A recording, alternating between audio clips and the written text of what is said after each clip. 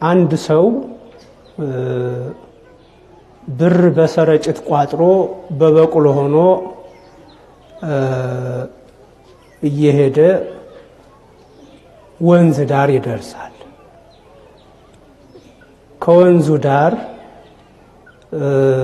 ወርዶ ፊቱን ታጥቦ ውሃ ጠጥቶ ይሄዳል። በዛን ሰዓት ግን የቋጠረውን የሰረጩትን ብር ረስቶት ሄደ። እንዳጋጣሚ እሱ አላየውም እንጂ ይሄ ተሻጋሪው ሰውዬ ግን ያየው አንድ አይነ ስውር ዛፍ ስር እዛው ከወንዙ ወጣ ብሎ ተቀምጦ ነበረ።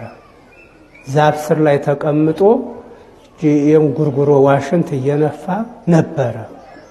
በቅሎ የጋለበው ሰውዬ አየው እንጂ ያው አይነ ስውሩ ግን አይነ ስውር ነው፣ አላየው። ብሩን ረስቶ ሄደ። አይነ ስውሩ ቅርብ ቦታ ቢሆንም ማየት ስላልቻለ ብሩን አላየውም፣ አልወሰደው። ሰውየው ሄደ ወንዙን ተሻግሮ። ከጥቂት ደቂቃዎች በኋላ ሌላ ሰው መጣ። አጋጣሚ አንሰረጭት አየው። ሲያየው ብር ነው፣ ይዞ ሄደ። እሱ ይዞ ያችን ብር ተመልሶ ወደ ቤቱ ሄደ እና ያ ባለ ብሩ ሰው የተወሰነ ከተራመደ በኋላ ትዝ ሲለው ብሩን ጥሎ ሄዷል። ተመልሶ እየጋለበ መጣ። ሲመጣ ያ ካስቀመጠበት ቦታ ላይ ብሩ የለም፣ አይነ ስውሩ ግን አለ። ሄደና አይነ ስውሩን እዚህ አካባቢ ሰው መጥቶ ነበር፣ አላየሁም።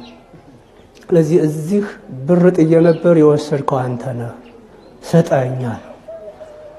እኔ እንኳን ብሩን አንተንም ስትያስቀምጥ አላየሁም፣ አንተንም አላየሁም እኮ ቢለው አንተ ነህ የወሰድከው ብሎ ገደለው። ከዛ ይሄንን አንድ ባሕታዊ በብቃት ያያል፣ በከፊልም ቢሆን ያያል። ብሩን የጣለው ሰው ብሩን የወሰደበትን ሰው ሳያገኝ ብሩ ያልወሰደበትን ዝም ብሎ ዛፍ ስር የተቀመጠውን ሰው ገደለው። እና አንድ ባሕታዊ ያየና አዘነ። ለምንድን ነው ጌታዬ እግዚአብሔር ሆይ ብሩን የወሰደው ሌላ፣ ይሄ ደግሞ አይኑ በጠፋ ደግሞ ባልወሰደውና ባላደረገው ነገር እንዲገደል ያደረከው ለምንድን ነው አለና ብዙ ተናገረ። ባሕታዊው